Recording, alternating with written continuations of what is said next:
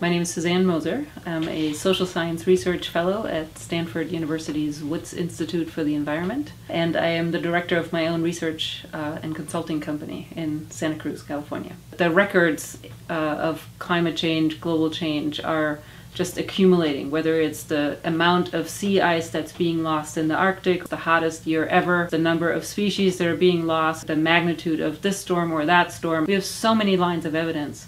Already, we're actually now in a place of having unequivocal evidence that climate change is happening, and we are extremely certain that we are the major cause behind it. These systems are global in scope. They have very large driving forces changing them. Think of it like the Titanic. You don't turn that big tanker in a very quick moment. You have to actually think long before you hit the iceberg. We have no more time to lose. In fact, we've probably, we'll at least scrape the iceberg in a really bad way. There's something called the California King Tides Initiative. During the particular high tides, you can go out now and see streets being underwater. You have a seawall that's this high, the water laps up to, just like right under the edge of the seawall. In Florida, there are backyards once a day underwater. What happens to coastal areas